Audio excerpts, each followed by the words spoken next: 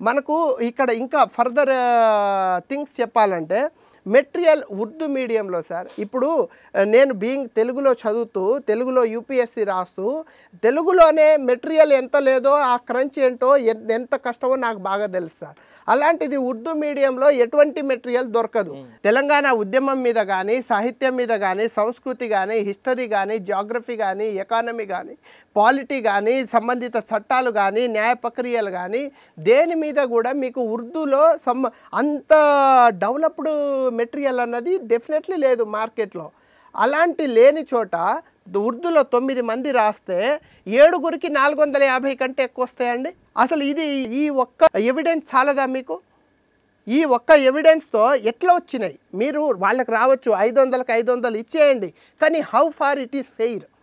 ఇప్పుడు ఉర్దూలో రాస్తేనే నీకు అంత వచ్చినాయి అంటే సమ్వేర్ అక్కడ ఒక లీనియంట్ ఎవాల్యుయేషన్ జరిగిందా జరగలేదా? మీరు దాన్ని కనీసం విచారణ చేయాలన్న మినిమం అది కూడా దాంట్లో కనిపిస్తలేదా మీకు?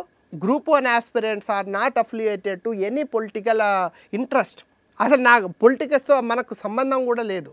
మాకు కావాల్సింది మాకు జరిగిన అన్యాయం కోర్ ఇష్యూ. ఇప్పుడు కుక్కని పిచ్చి కుక్క అంటే మనకు దాన్ని ఈజీగా కొట్టొచ్చు అన్నట్టు పొలిటికల్ అఫిలియేషన్స్ మా మీద రుద్దితే మా బాధలు కాకుండా పోతాయా? ఈ నంబర్స్ అబద్ధాలు అవుతాయా? మేము ఎవరి దగ్గర గొంతు చిచ్చుకోవాలి? మేము టీజీపీఎస్సీకి కొన్ని వేల గ్రీవెన్స్లు ఇచ్చినాం, ఇవ్వలేదా? They on the result announced.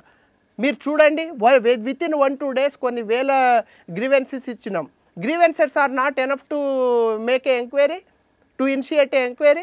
What other complaint you required? And furthermore sir, ఇక్కడ ఇంకోటి ఒక డౌట్ని ఇప్పుడు మేము ఒక అనుమానం మాత్రమే వెలుబుచ్చుతున్నాము. ఫర్దర్గా కోటి ఉమెన్స్ కాలేజ్లో ఎక్కువ స్కోర్ వచ్చింది. అది ఎలా మీకు బేసిక్ వెళ్ళిపోయిందంటే మీరు మనం మొత్తం 33 జిల్లాల్లో అందరం రాసాం సార్ ఎగ్జామ్ రాస్తే ఎవరెవరికో ఒక్కొక్క హాల్ టికెట్స్ నంబర్స్తో పడ్డాయి. ఇప్పుడు లాస్ట్కి ఏమైంది?